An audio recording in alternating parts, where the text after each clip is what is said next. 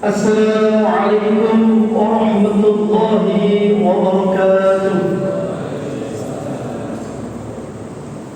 Alhamdulillah, summa alhamdulillah, summa alhamdulillah. Alhamdulillahilladzi arsala rasulahu bil-huda wad-dinil haqq liyudhhirahu 'ala ad-dini kullihi wa kafaa billahi shahida. Asyhadu an la ilaha illallah وأشهد أن محمدا عبده ورسوله. اللهم صل وسلم على سيدنا ونبينا محمد وعلى آله وصحبه أجمعين ومن تبع هداه. أما بعد، أوصيكم نفسي وإياي بتقوى الله فقد فاز المتقون. قال الله تعالى في القرآن الكريم وهو أصدق القائلين: أعوذ بالله من الشيطان الرجيم. بسم الله الرحمن الرحيم. خذ من أموالهم صدقة تطهرهم وتزكيهم إلى آخر الآية. صدق الله العظيم. Hadirin jamaah salat Isya dan Tarawih Masjid Al-Ikhlas rahimakumullah. Alhamdulillah wa syukurillah, pada malam hari ini, tepat insyaallah malam ke-15 kita mengadakan dan kita melaksanakan salat tarawih. Adalah malam di mana Allah Subhanahu wa taala menurunkan rahmat-Nya, menurunkan karunia-Nya kepada kita, sehingga alhamdulillah Allah memberikan kemudahan kepada kita untuk melangkahkan kaki kita dari rumah kita masing-masing. Ada yang menuju masjid dengan berjalan kaki, ada yang menuju masjid dengan kendaraan sepeda motor, ada yang dengan mobil, dan dengan kendaraan ataupun alat yang lainnya. Semata-mata ini adalah karunia dari Allah Subhanahu wa taala. Masih banyak mungkin saudara kita yang tidak bisa hadir hari ini ke masjid karena kesibukan, atau mungkin karena kemalasan, atau mungkin karena banyak urusan. Salawat dan salam senantiasa kita sampaikan kepada teladan kita, qudwah uswah hasanah kita Nabi Muhammad sallallahu alaihi wasallam.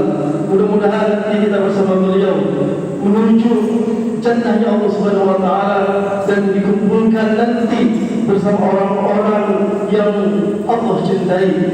Sebagaimana mudah-mudahan kita juga mencintai Rasulullah dan kita ditunggu oleh Rasulullah karena cinta kita kepada beliau. Hadirin jamaah yang berbahagia, insyaallah pada kesempatan yang singkat ini saya ingin menyampaikan ada tema yang ingin saya tawarkan sebenarnya pada kesempatan kali ini. Tema ini mungkin berirama atau bernada agak sedikit provokatif. Saya menyatakan kepada panitia atau TKM, tema ini adalah 2,5% harta yang sedikit, 97,4% harta yang banyak. Tunaikan, bayarkan, berikan, insya Allah akan menjadi keberkahan dari yang sedikit itu menjadi yang banyak. Hadirin yang berbahagia, tujuan hidup kita selama di dunia itu sebenarnya ada dua ya. Tujuan kita itu hidup ada dua sebenarnya. Sebagaimana doa yang berada di nas Al-Quran surah Al-Baqarah itu, Rabbana atina fid dunya hasanah wa fil akhirati hasanah wa qina adzabannar. Kita pengen di dunianya hasanah, di akhirat juga hasanah. Dunia kita baik, akhirat kita baik. Tapi bagaimana kita mencapai kehidupan akhirat yang bahagia, yang sukses, yang baik? Tentu langkah yang pertama adalah dunia kita. Bagaimana kita hiasi dunia kita ini? Nah, untuk mencapai dunia kita yang bahagia, yang hasanah, tentu ada dua senjata yang harus kita pegang erat. Bapak Ibu semuanya, senjata tersebut adalah bi anfusikum wa amwalikum. Jadi senjata yang bisa kita gunakan untuk nanti menuju di dunia yang bahagia, di akhirat juga bahagia, adalah ketika kita memiliki pribadi, karakter, skill, keahlian, kompetensi yang baik, bahkan ahli di dunia, maka hidup kita di dunia akan dimudahkan. Yang mungkin punya otak jenius, jadi peneliti, jadi ilmuwan, jadi dosen, jadi akademisi. Yang punya skill sepak bola bisa jadi pemain bola profesional. Yang suaranya indah bisa jadi imam seperti Ustaz. Subhanallah, indah sekali, nyaman sekali didengar. Bisa jadi mungkin penyanyi yang begitu tenar.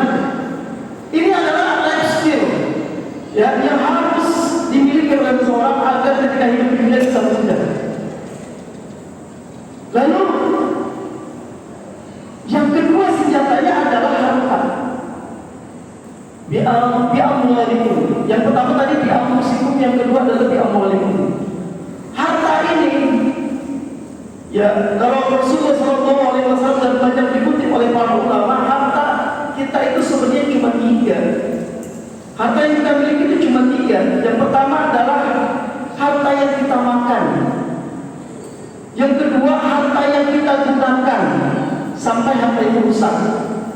Dan yang ketiga, harta yang kita infakkan atau kita zakatkan atau kita sedekahkan. Bapak-bapak dan ibu-ibu semuanya, dari ketiga harta yang kita miliki itu, hanya satu harta yang akan mengikut kita di akhirat. Saya kurang setuju kalau ada ustaz, kalau ada yang mengatakan harta, duit itu tidak bisa, ya, harta tidak bisa dibawa ke akhirat. Saya katakan bisa. Saya kontra dengan mereka. Saya kontra kadang dengan guru saya, dengan kiai saya, dengan ustaz saya. Enggak ada kok harta yang bisa kita bawa. Harta apa? Harta yang kita infakkan di jalan Allah Subhanahu wa Ta'ala. Di surat As-Saff Allah berfirman, ya ayyuhalladzina amanu, wahai orang-orang yang beriman, hal adullukum, maka aku tunjukkan kepada kalian tijarah, perdagangan, perniagaan, bahasa sekarang bisnis, tunjikum min adzabin alim, yang bisa menyelamatkan kamu dari azab yang pedih, siksa yang pedih. Apa sih itu? Tu'minuna billahi wa rasulihi wa tujahiduna fi sabilillahi bi amwalikum wa anfusikum, dzalikum khairul lakum in kuntum ta'lamun. Yaitu keimanan kamu kepada Allah, keimanan kamu kepada hari akhir, dan jihad kamu kata Allah Subhanahu wa Ta'ala dengan harta kamu. Yang demikian itu lebih baik bagimu kalau kamu tahu. Hadirin rahimakumullah, harta yang 3 tadi, satu yang kita bawa, yang duanya akan tersisa, habis begitu saja. Yang kita makan tidak semuanya diserap oleh tubuh kita menjadi energi, menjadi keringat, menjadi daging, tapi ada sebagian yang kita keluarkan.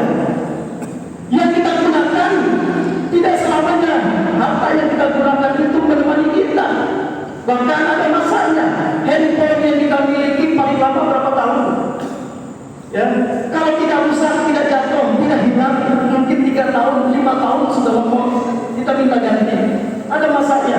Kendaraan yang kita gunakan 5 tahun sudah tidak enak, di atas 5 tahun, bahkan 10 tahun sudah minta ganti. Ya, bahkan ada yang terbaru lagi kita pengen ganti. Itu tidak akan dibawa ke akhirat kita. Hadirin rahimakumullah, kalau kita berbicara harta yang akan kekal abadi, maka harta itu adalah harta yang kita berikan untuk Allah. Dan salah satu di bulan Ramadan ini yang Allah syariatkan kepada kita adalah harta yang kita bayarkan, yaitu ada syariat zakat, di mana ada zakat mal, ada juga zakat fitrah.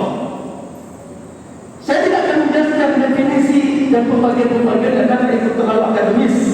Itu mungkin terlalu lama dalam forum dan mimbar ini. Mungkin saya ingin menggambarkan bahwa Allah silakan. Ya, zakat fitrah fungsinya untuk apa? Fungsi zakat fitrah itu selama 1 bulan Ramadan kita menjalankan puasa, kita riyadhun nafas, kita melatih diri kita untuk menahan makan, untuk menahan minum. Kita latih hati kita untuk tidak marah, untuk tidak dengki, untuk tidak ghibah, untuk tidak namimah, untuk tidak benci kepada orang lain, dan kita tahan lisan kita untuk tidak bicara kasar, bicara kotor, bahkan mencaci orang lain. Lalu ketika kita lakukan bicara kotor itu, kita lakukan ghibah itu, kita lakukan namimah itu, apa sih yang bisa membersihkan dan kemudian menyelamatkan pahala dari puasa kita? Sebagian ulama mengatakan zakat fitrah solusinya. Dengan zakat fitrah suci jiwa kita, suci tubuh kita. Insyaallah itu zakat fitrah. Maka Bapak Ibu sekalian, mari zakat fitrah. Ya bisa di mana saja. Masjid ini ada lembaga zakatnya, silakan bayarkan. Mau ke Basnas silakan, mau ke dompet apa, ke rumah zakat atau lain sebagainya, memang terpercaya silakan. Tapi ingat, bayarlah zakat, utamakan, prioritaskan kepada keluarga terdekat. Wa atina Allah. Barangkali kesuksesan kita saat ini itu tidak diikuti oleh keluarga kita, sahabat kita, yang tidak dalam tanggungan kita. Bisa jadi ada saudara kita yang masih kurang, yang kategorinya fakir, kategorinya miskin, santuni mereka. Jangan dibiarkan dulu.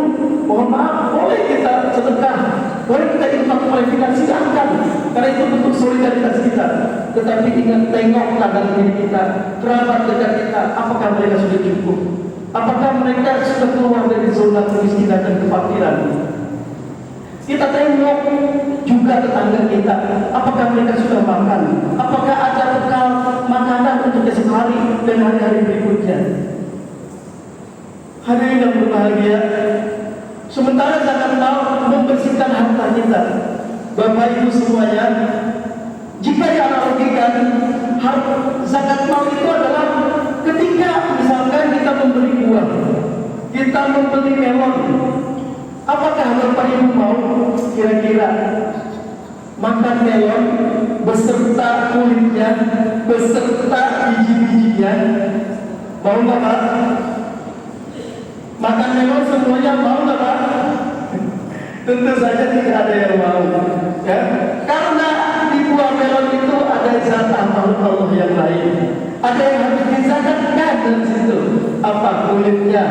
Untuk apa makhluk yang lain? Ada cacing, ada binatang-binatang yang lain. Juga bijinya bentuk, ya, diserap oleh yang lain untuk menambah lagi dan lain sebagainya. Begitulah zakat mal, zakat harta. Kita dapatkan harta itu dari mana saja. Barangkali ada yang kita dapatkan dengan cara-cara yang tidak fair. Barangkali dari harta yang kita miliki saat ini itu kita dapatkan dengan cara bisnis yang kurang syar'i, yang kurang syariat. Barangkali ya banyak kotoran-kotoran di harta kita, maka keluarkan. 2,5% itu kecil banget. Kalau gaji seseorang 10 juta dalam sebulan, hanya 250.000, kecil dibandingkan kita bayar internet sebulan 300.000, kita bayar 400.000, kita beli kuota misalkan 100 giga sekitar 200.000 misalkan, atau kita beli makanan, kita buka bersama misalkan, atau kita kopi ke kedai kopi, kita masuk sekali kopi 50.000, sekali makan 200.000, 300 dan lain sebagainya. Maka berikan zakat mal itu tidak banyak, sedikit. Allah cuma minta sedikit. Ya kalau kita compare dengan agama lain, barangkali ya, di agama lain itu 10%, di Islam hanya 2,5%. Yuk, ya, tunaikan, bayarkan, ikhlaskan. Jangan pernah ada perasaan di hati kita ketika bayar zakat, saya bayar ke masjid, nanti sama orang masjid nih, diambil. Nanti apa ustaz nih, diambil. Jangan, hilangkan pikiran itu, insya Allah berkah. Insya Allah berkah. Tunaikan zakat dan ikhlaskan, insya Allah harta yang lainnya selamat. Jadi sedekah itu tanpa Allah, zakat juga menjaga harta kita, membersihkan harta kita. Demikian bapak-bapak semuanya, beserta ibu-ibu. Mungkin ini sekedar ringkasan dari zakat yang harusnya kita tunaikan. Lalu mohon saya pesan terakhir kepada para panitia zakat maupun lembaga zakat. Kebetulan saya juga bermitra ya dengan Dompet apa, saya ada di situ juga sebagai mitra ya. Dan juga kami berpesan bahwa memang kalau zakat itu ya tolong jangan dijadikan untuk pembangunan masjid ya, atau misalkan untuk ustaz-ustaznya. Kenapa? Karena masjidnya harus dibangun oleh orang-orang kaya. Sementara zakat itu untuk 8 asnaf. Tunaikan zakat ke 8 asnaf saja. Kalau bisa penelitiannya kalau usah ambil. Kalau ada zakat ambil, ada zakatnya ambil. Cukuplah. Tidak ada ambil saat ini. Apalagi penelitian zakat yang ada di masjid itu bukan ambil. Itu cuma panitia. Ya, cukup nanti kalau mau dihonor, mau untuk kopi dan lain sebagainya dari zakat infak, dari jamaah dan lain sebagainya. Itu saja mungkin dari saya. Mudah-mudahan bermanfaat dan berfaedah buat bapak dan ibu semuanya. Yuk sama-sama kita ikhlasan, yuk kita berikan yang sedikit.